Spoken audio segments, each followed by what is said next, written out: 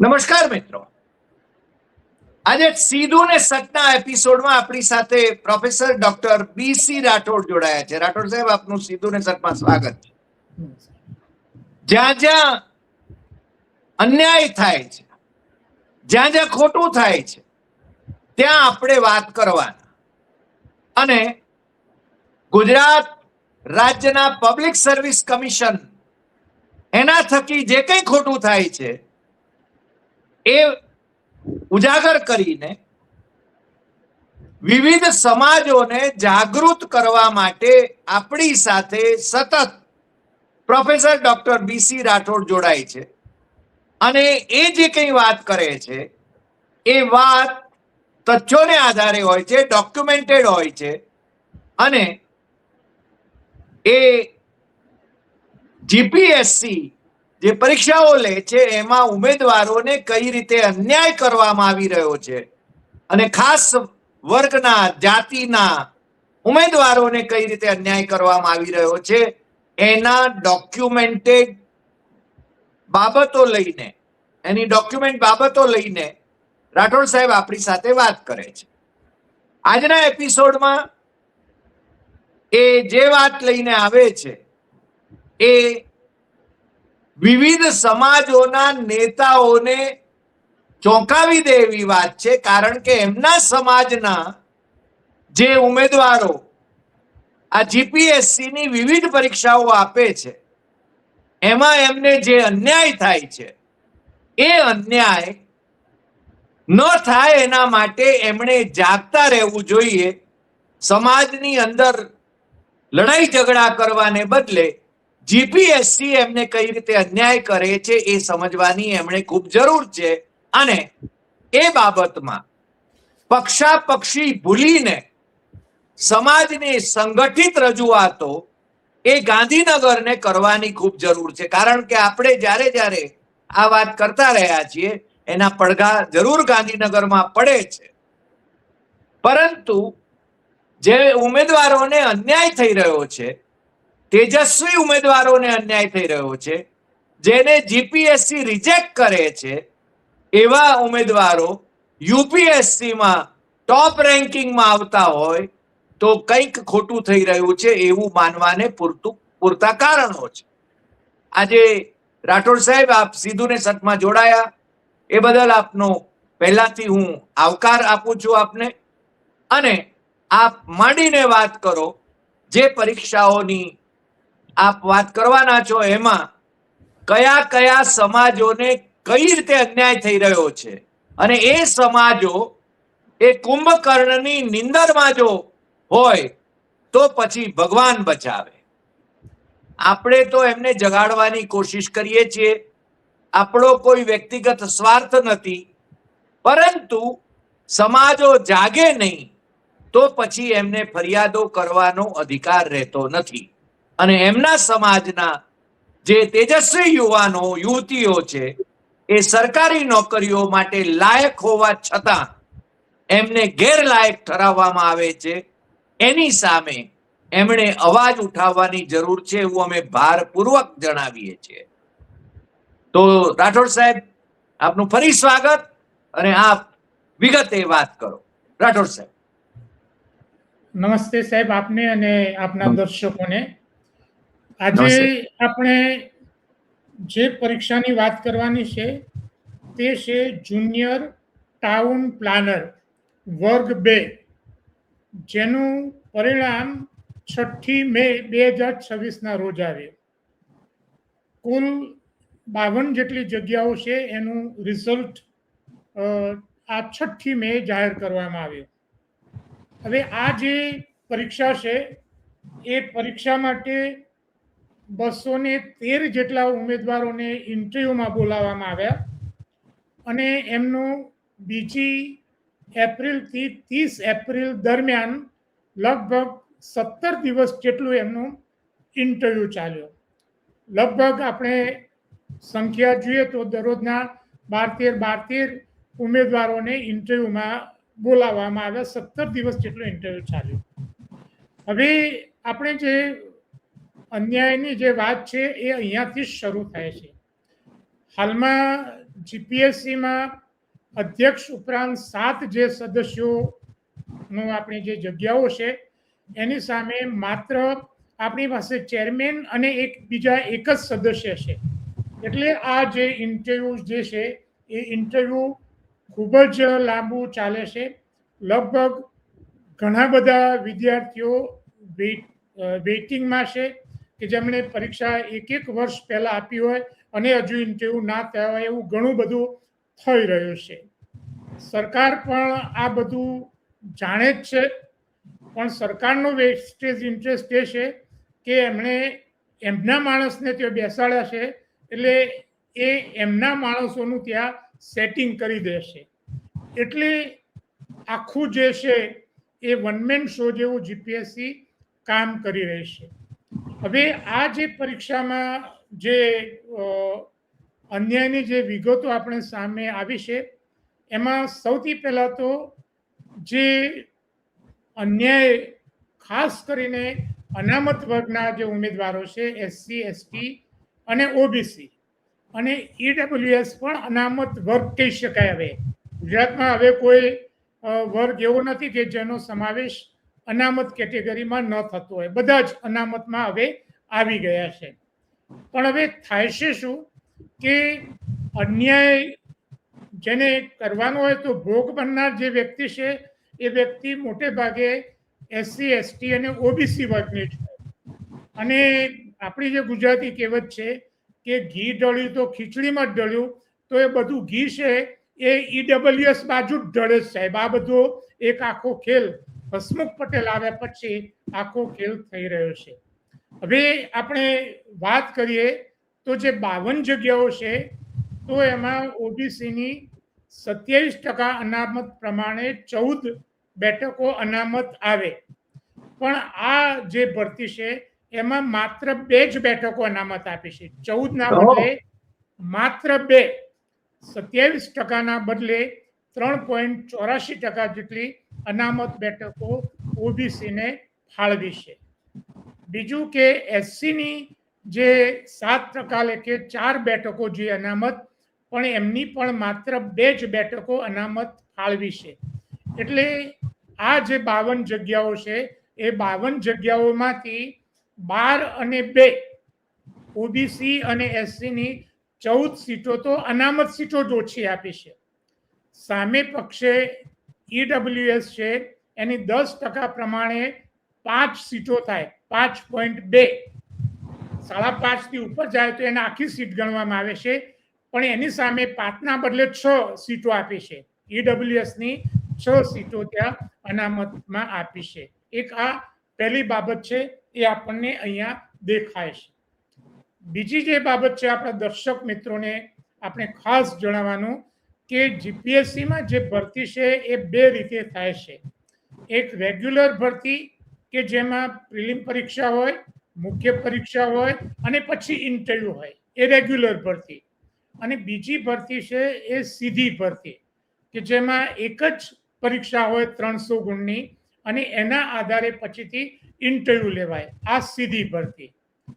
આરટીઆઈના જે આંકડા છે એ આંકડા દ્વારા આપણને જાણવા મળ્યું છે કે લગભગ 68% જેટલી ભરતી એ ગુજરાતમાં સીધી ભરતીથી થાય છે.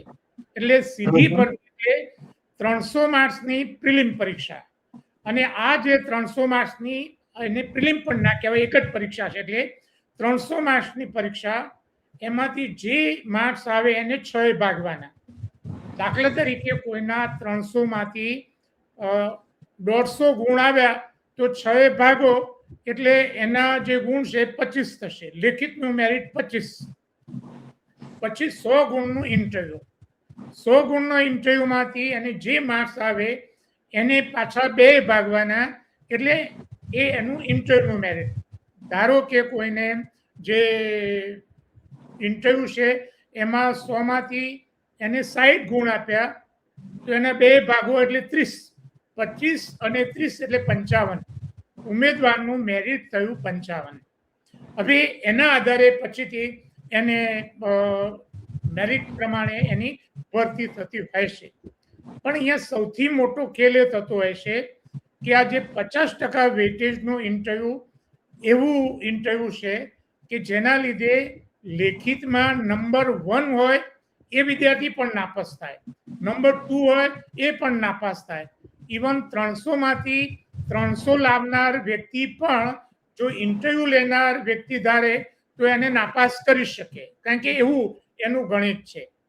બીજા બધા જે રાજ્યો છે એ રાજ્યોમાં આ જે સીધી ભરતી છે એનું વેઇટેજ 13% વધારે નથી. આપણે ગુજરાતમાં 50% વેઇટેજ છે, ગુજરાતમાં 50% વેઇટેજ છે.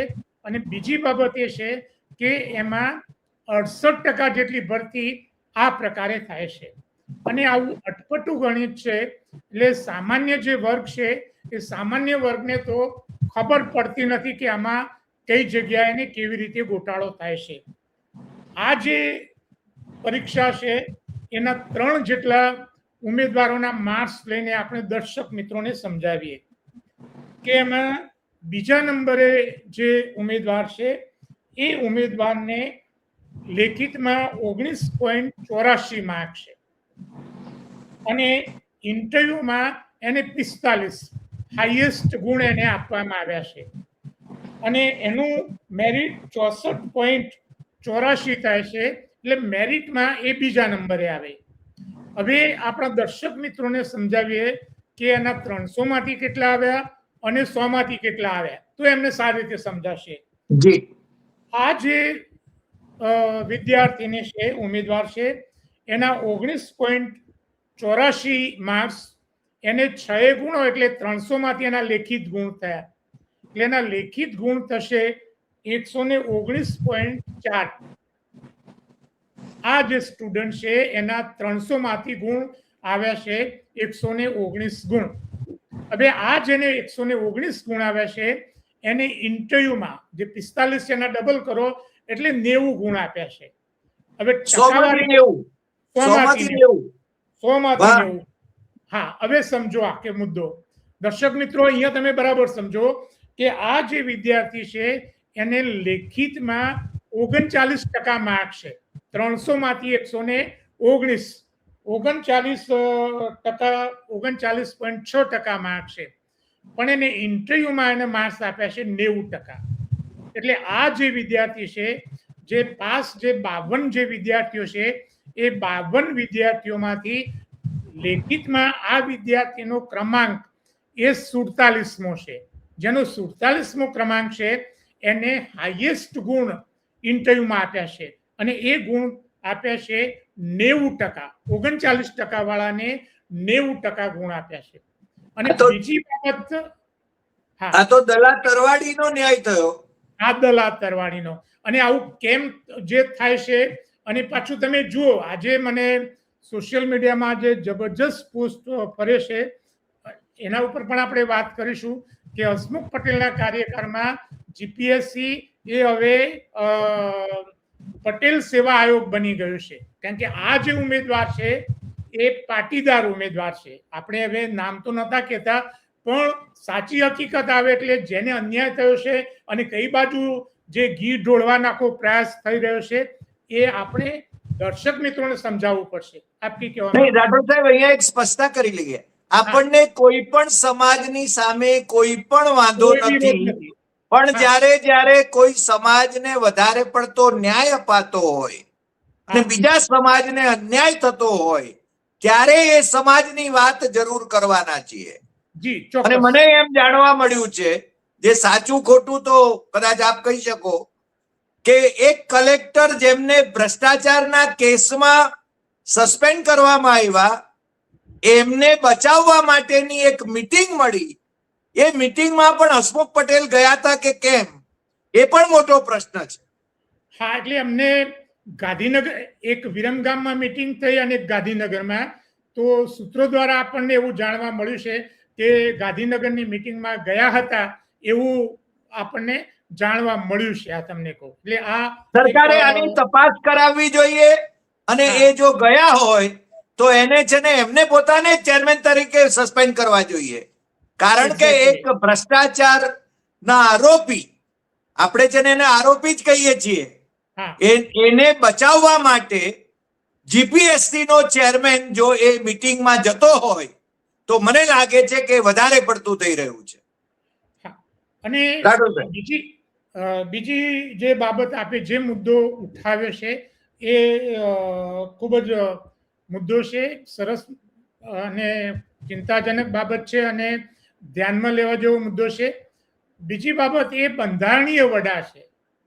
હસમુખ પટેલ એ બંધારણીય વડા છે અને બંધારણીય વડા તરીકેની એમની જે ફરજો છે અને કેટલીક મર્યાદાઓ પણ એના ઉપર મૂકવામાં આવી છે કે જાહેર મેળાવડાઓમાં જઈને વિદ્યાર્થીઓ સમક્ષ પોતે સામેથી જાય છે. આવી આપણને ઢગલાબંધ વિદ્યાર્થીઓ લખીને વિગતો મોકલે છે. સાહેબ, હું વાત કરું કે મેં 69 જેટલા ફ્રી સેમિનાર વિદ્યાર્થીઓના મેં કર્યા છે. હવે આ 69 સેમિનારમાં હું વધારે તો 10 વિદ્યાર્થીઓને તો ઓળખીને આવું જ આ તમને કહું.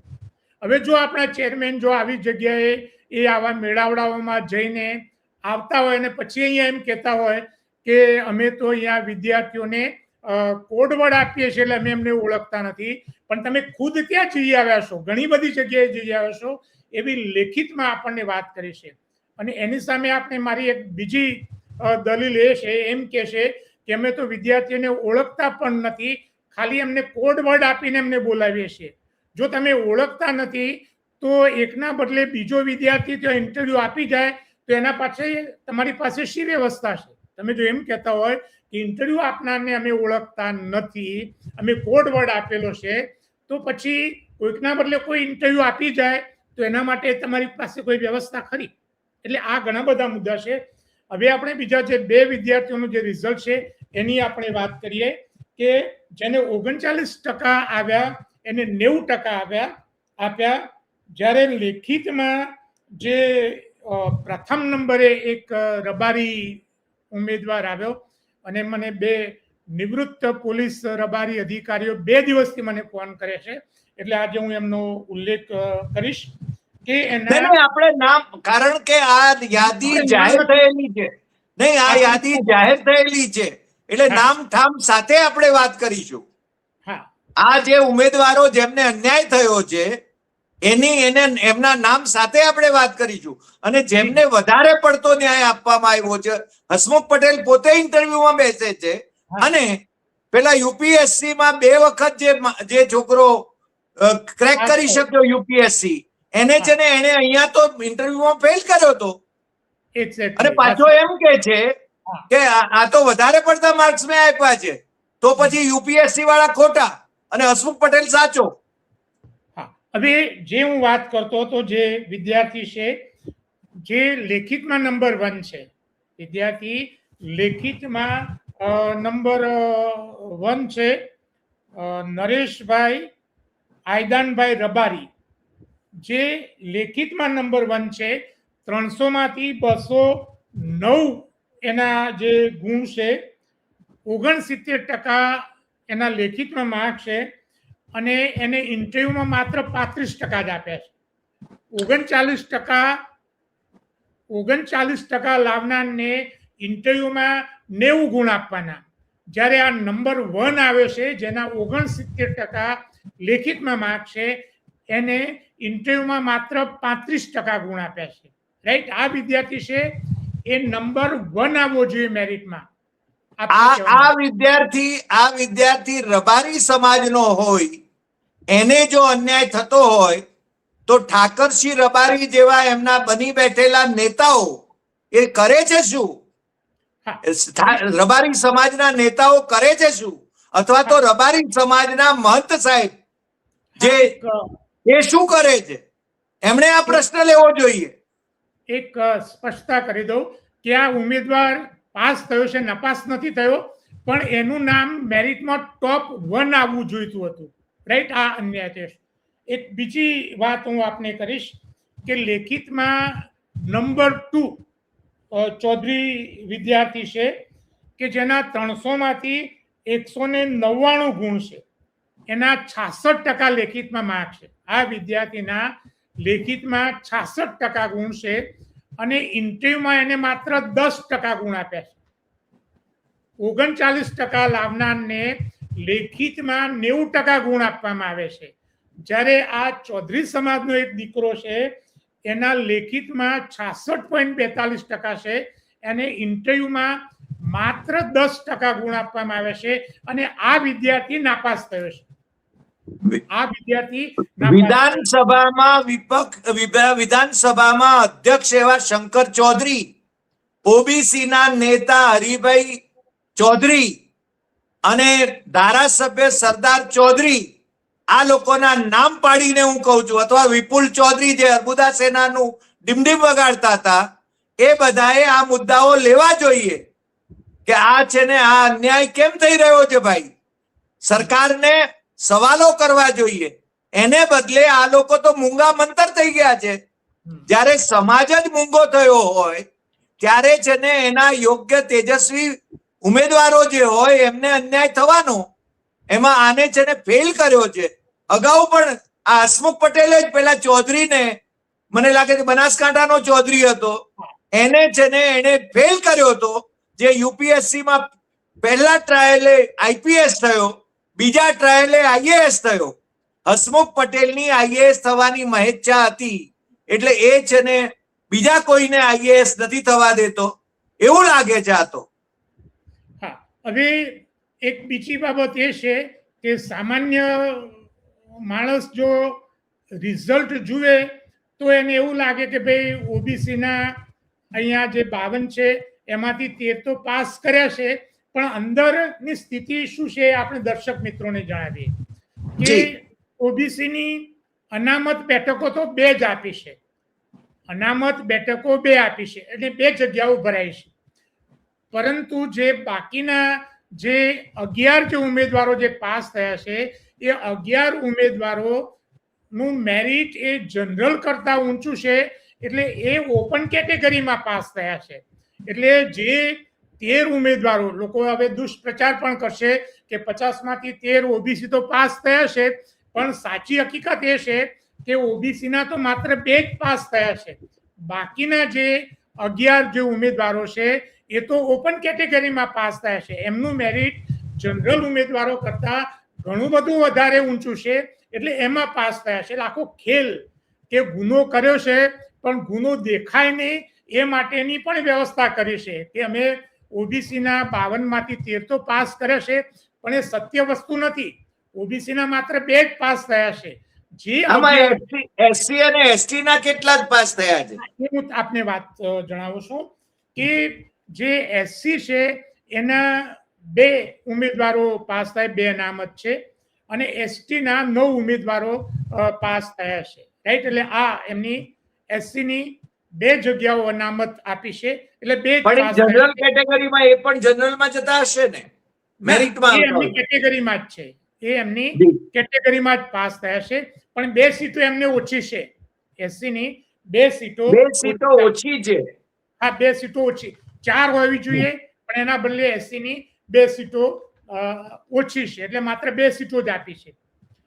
હવે એક બીજો જે ખેલ છે હું તમને કહું કે જનરલ કરતા જેના માર્ક્સ વધારે આવે એ અનામત કેટેગરીનો જે ઉમેદવાર છે એ ઓપન કેટેગરીમાં થાય. હવે ઈડબ્લ્યુએસ સુપ્રીમ કોર્ટનો ચુકાદો છે, ચુકાદો છે, પણ ત્યાં પણ અહીંયા આ પરીક્ષામાં પણ કેવો ખેલ થયો છે એ આપણે દર્શક મિત્રોને જણાવીએ કે ઈડબ્લ્યુએસ ના 6 અનામત બેઠકો એ 6 તો ભરાઈ ગઈ, પણ એ ઉપરાંત બીજા 4 ઉમેદવારો ઓપન મેરિટમાં ગયા. હવે ઓપન મેરિટમાં ગયા એમના માર્ક્સ, પછી ઓબીસીના જે બીજા 2 પાસ થયા એના માર્ક્સ, અને એસટીના બીજા 4 જે છે એના માર્ક્સ આપણા દર્શક મિત્રોને જણાવીએ એટલે વસ્તુ સ્થિતિ છે એમને સમજાય. ઈડબ્લ્યુએસ ના 4 જે ઉમેદવારો છે લેખિતમાં 23.55 લાવનાર જે ઉમેદવાર છે એને 39, એટલે કે એકને 75 ગુણ આપ્યા, બીજાને 65 ગુણ આપ્યા, ત્રીજાને 60 અને ચોથાને 60 ગુણ આપ્યા. એટલે આટલા ગુણ આપવાથી આ લોકો ઓપન મેરિટમાં ગયા. જાય એનો વાંધો નથી, પણ એની સામે આપણે ઓબીસીના ઉમેદવારો જુઓ કે આ જે ઉમેદવારો છે એમના જેટલા જ માર્ક્સ અને એનાથી પણ વધારે માર્ક્સ, પણ ઓબીસીનો જે ઉમેદવાર હતો એને એકને 45 અને બીજાને માત્ર 25 ગુણ આપ્યા એટલે એમની કેટેગરીમાં રહ્યા. જો એમને પેલાના જેટલા જ જો ગુણ આપ્યા હોત તો આ બીજા બે ઓબીસી ના જે વિદ્યાર્થીઓ છે એ વિદ્યાર્થીઓ ઓપન કેટેગરીમાં પાસ થયા હોત. એટલે 12 અને એક બીજા નંબરને નાપાસ કર્યો તે, અને આ બે બીજા, એટલે કે ટોટલ લગભગ 15 જેટલા વિદ્યાર્થીઓને ઓબીસી ના વિદ્યાર્થીઓને અન્યાય થયો. એસસી ના 2 વિદ્યાર્થીઓ ન્યાય થયો. અને પહેલી વખત સાહેબ મેં જોયું, લગભગ આ 16મી 17મી પરીક્ષાનું હું એનાલિસિસ કરું છું કે એસટી નો પહેલી વખત એક ઉમેદવાર એ ઓપન કેટેગરીમાં આ વખતે પાસ થયો. પહેલી વખત આ તમને 17 પરીક્ષાના એનાલિસિસમાં. તો આ વખતે એસટી ના જે ઉમેદવારો છે એ ઉમેદવારોનું લેખિત પરફોર્મન્સ ઓપન કેટેગરીના ઉમેદવારો કરતાં પણ ઘણું સારું રહ્યું. કે આ જે ઉમેદવારો છે એમના જે માર્ક છે એ લેખિતમાં ઈડબ્લ્યુએસ કરતાં પણ વધારે, લગભગ 15-20 વધારે માર્ક છે. પણ એમના સાહેબ ઇન્ટરવ્યુના માર્ક્સ જુઓ કે એકને 100માંથી 20 માર્ક્સ, બીજાને 35 માર્ક્સ, એકને 15 અને બીજાને 12 માર્ક્સ. આવા એમને 100માંથી ગુણ આપ્યા છે. હવે આ જો 4 વિદ્યાર્થીઓને આપણે ઈડબ્લ્યુએસ ને જે માર્ક્સ આપ્યા છે એ જ પ્રમાણે આપ્યા હોત તો એસટી ના પણ બીજા 3-4 વિદ્યાર્થીઓ આ વખતે અધિકારી બની શકે. રાઈટ? એટલે આ જે બાબત છે એ અહીંયા આપણે જોયું છે કે ત્યાં પણ આ રીતના ખેલ પાડવામાં આવે છે. હવે એક બીજી બહુ જ ગંભીર કહી શકાય એવી એક બાબત આગળ અહીંયા જે જઈ રહી છે એના વિશેની થોડીક વાત કરું. અને આ ખૂબ જ ચિંતાજનક બાબત છે. એક વિદ્યાર્થીએ મારી ગઈકાલની પોસ્ટમાં કોમેન્ટ કરે છે કે ચેરમેન આપણા ચીફ મિનિસ્ટર પટેલ છે, હસમુખ પટેલ પણ પટેલ છે. હસમુખ પટેલ એમની જે સંસ્થાઓમાં એક્સપર્ટ જાય છે એમને ઇન્ટરવ્યુમાં બોલાવે છે. આવી ફરિયાદો આવી છે. ડ્રગ ઇન્સ્પેક્ટરનું જે ઇન્ટરવ્યુ થયું એમાં તો સરદારધામમાં ઇન્ટરવ્યુ લેવા ગયા અને પછીથી રદ કરવું પડ્યું. સુરતમાં પણ આવી સંસ્થામાં ઇન્ટરવ્યુ લેવા ગયા હતા, એ પરીક્ષાનું રદ કર્યું નહીં. એટલે આ બધું જ જે થઈ રહ્યું છે એના લીધે એક ગંભીર એવો આક્ષેપ કરતા હવે લોકો ખુલ્લીને કહેવા લાગ્યા છે કે હસમુખ પટેલના કાર્યકાળમાં જે પારદર્શિતા હતી એ હવે ખલાસ થઈ રહી છે. અને આ જે જીપીએસસી છે એ જીપીએસસી હવે પટેલ સેવા આયોગ બની ગયું હોય એવું લાગ્યા વગર રહેતું નથી. હું તમને આંકડા આપું કે જુનિયર ટાઉન પ્લાનર ની જે પરીક્ષા લેવાઈ એમાં જનરલની જે 28 સીટો એ 28માંથી 18 ઉમેદવારો એક જ જ્ઞાતિના પટેલ ઉમેદવારો લાગ્યા છે. 18 ઉમેદવારો. આપણી પાસે આખું લિસ્ટ છે. Yes, yes. અને લોકો એ પબ્લિક ડોમેનમાં છે. પબ્લિક ડોમેનમાં છે. બધા જોઈ શકે છે. હા. બીજી બાબત, ઈડબ્લ્યુએસ ના 4 ઉમેદવારો, ઈડબ્લ્યુએસ ના 4 ઉમેદવારો ઓપન કેટેગરીમાં ગયા અને 4 પટેલ. બીજી કોઈ જ્ઞાતિને તો નંબર જ આવતો નથી.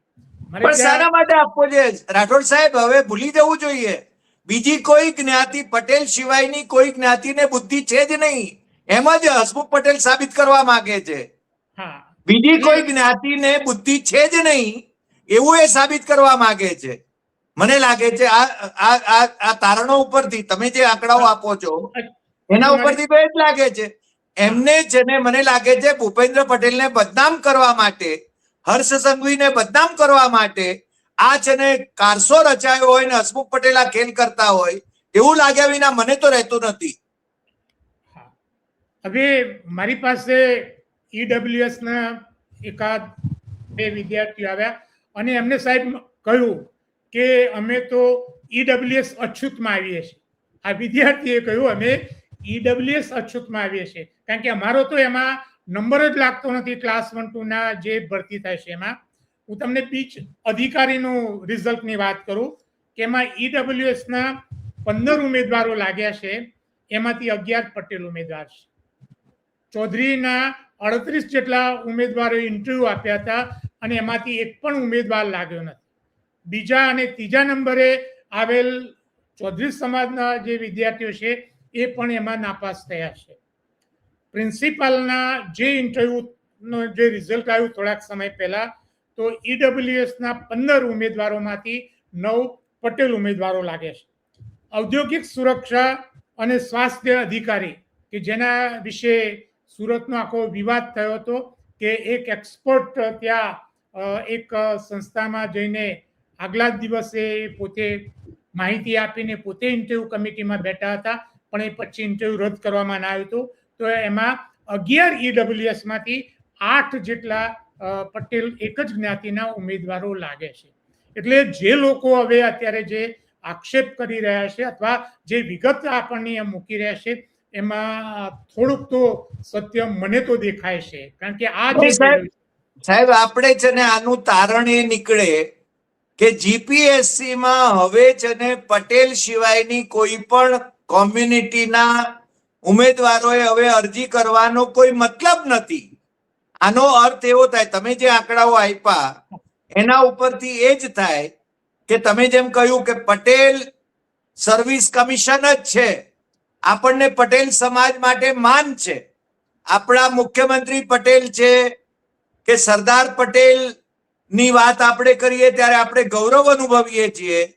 પટેલ સમાજ એ છે ને મહેનત મજૂરી કરીને આગળ આવ્યો છે, પણ જો એને છે ને બધી બેઠકો એને જ આપવાની હોય અને બીજા કોઈ લેવાના જ ન હોય હસમુખ પટેલે, તો પછી ત્યાં કોઈ અપ્લાય કરવાની જરૂર જ નથી. બધી બેઠકો પટેલ ઉમેદવારોને આપી દો, સરકાર જાહેરાત કરે કે પટેલ સિવાય કોઈએ અપ્લાય કરવું જ નહીં. આ તો સીધી આ જ વાત થઈ ને. તમે જે આંકડાઓ મૂક્યા, તમારી પાસે ફેક્ચ્યુઅલ આંકડાઓ છે. આપણે પટેલ સમાજના વિરોધી નથી, આપણે ચૌધરી સમાજના વિરોધી કે સમર્થક નથી, આપણે ઠાકોર સમાજના વિરોધી નથી કે સમર્થક નથી, આપણે દલિત સમાજ કે આદિવાસી સમાજના વિરોધી સમર્થક નહીં, આપણે તટસ્થપણે વિચારીએ. આપણે બધા સમાજના સમર્થક છીએ અને સમાજમાં કોઈ તડાપ પડે એના વિરોધી છીએ આપણે. આ તો ઉપરથી સમાજમાં તડાપ પડે એવો ખેલ હસમુખ પટેલ કરી રહ્યા છે. મને લાગે છે કે આના વિશે ગંભીરપણે રાજ્ય સરકારે વિચારવું પડે અને જેને નિર્ણયો લેવા પડે, અન્યથા સામાજિક વિભાજનો કરવા માટે હસમુખ પટેલ એ ખરા ખલનાયક જાહેર થશે. મને લાગે છે કે આજે આપણે જે વાત કરી એ વાત ગાંધીનગરે કાન દેવા જોઈએ એવું હું તો માનું છું. એ દે તો ઠીક છે, બાકી સામાજિક વિભાજનો કરવા માટે એમણે જો આગળ વધવું હોય તો એ આગળ વધી શકે છે, અને બીજા સમાજો ઘોરતા રહે તો એમને છે ને પછી ફરિયાદ કરવાનો કોઈ અર્થ નથી એવું હું માનું છું. આજે આટલી વાત આપ અમારી સાથે જોડાયા એ બદલ આપનો ખૂબ ખૂબ આભાર. ફરીને એકવાર હું કહું છું કે આપણે સામાજિક સૌહાર્દ જળવાય એને માટેના તમામ પ્રયાસોના સમર્થક છીએ, અને જે લોકોની અનામતની જે ટકાવારી છે એ પ્રમાણે ઉમેદવારો, તેજસ્વી ઉમેદવારો એ લેવામાં આવે, એમને અન્યાય થાય નહીં, એના પણ આપણે સમર્થક છીએ, પછી હસમુખ પટેલ હોય કે બીજા કોઈ હોય. આજે આટલી વાત. ફરી મળીશું નવા એપિસોડમાં નવા વિષય સાથે. નમસ્કાર.